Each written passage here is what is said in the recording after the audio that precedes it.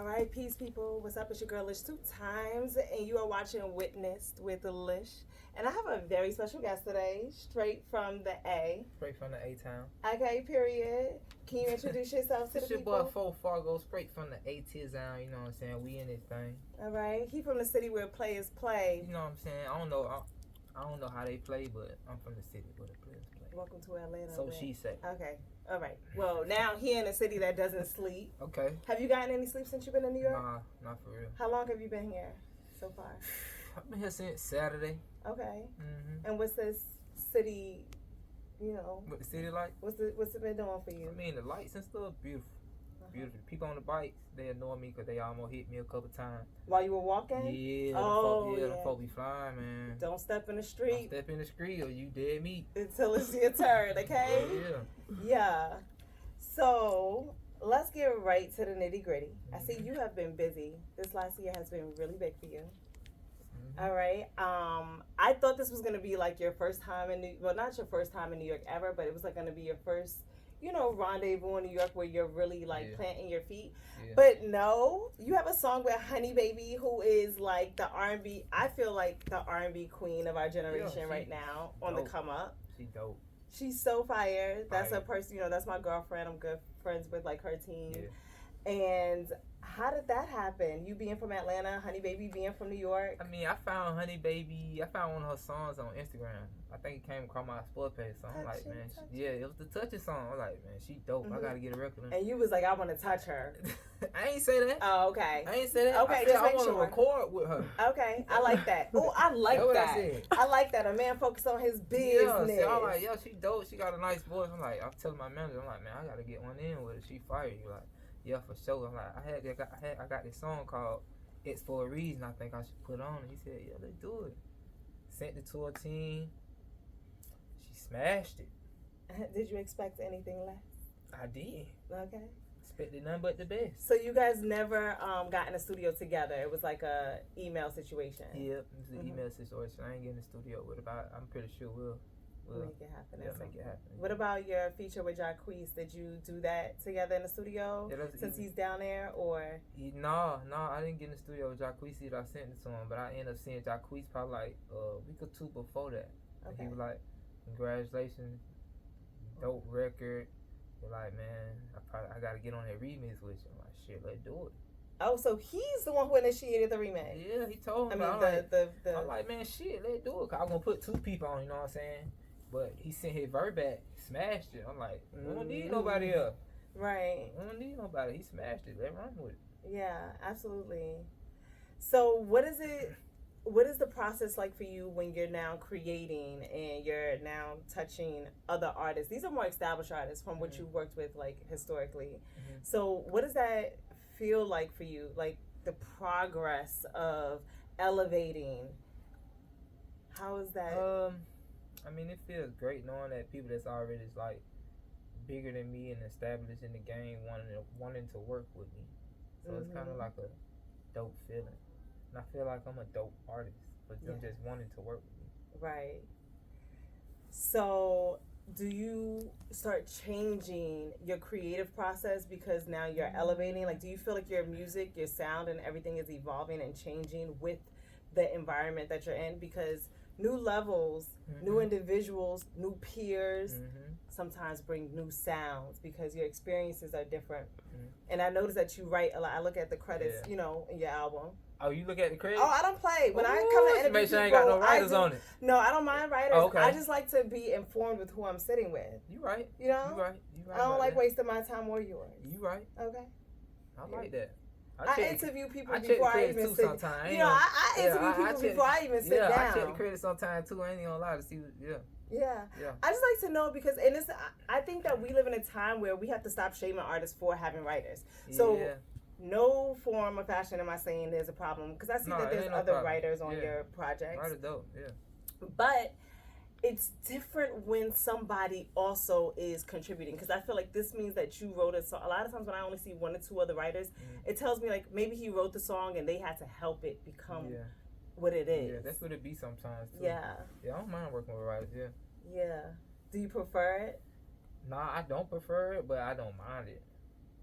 Do you not feel like you could probably push out more music? I noticed your project was 8 tracks, right? Mm-hmm. And I feel like 8 is such an awkward number Mm-hmm. because usually when a person wants to put out an EP, it's like maybe 4 to 7 tracks. Yeah. Or if you want to do an album, it might be like 10 to 12, God 15, knows. yeah. So you did 8, which is kind of like not really an EP. Because I like being different. Mm-hmm. You know, I like being unpredictable. Okay. You know what I'm saying? I like being in my own way. You want to just shake it up a little bit. Shake it up a little bit. You know what I'm saying? Yeah. Okay. Fargo it up a little bit. Fargo it up. Yeah. Is that how you... So... Okay, what does Fargoing it up mean? Just like, what is something that is unique to you? There's a lot of R&B guys out right now, a lot of singing folks. So what is something that's exclusively a Fargo? I say the Fargo. I think I'm gonna give. Hold on, let me give you a name really quick. Like, what is something that is exclusively Fargo maniac? The melody. That's what you should call. That's what you should call your fan Fargo base. Maniac. You heard Fargo that? Maniac. Don't forget that. When Todd came out with that. You're Fargo welcome. Maniac. Okay. Yo, I like that. It's okay. You're welcome. I've been getting free game since I've been here now. Listen. I own stove. This Got is 2 New people's York. stuff now. This is is New York. This is New I York. gotta take that one. Okay? Nothing but the best creatives Yeah. in New York, okay? Yeah. If they want to sit here anyway. Yeah, but I feel like I'm different because my melodies is different, my cadence is different. I also tap into like a countryside as well, where I can just switch my voice up to go deep. Let me hear some. Let me hear that. What, country? Yeah, I want to hear it. I go broke on whiskey to get my drink on. I can't be sober around women. I won't get them at all.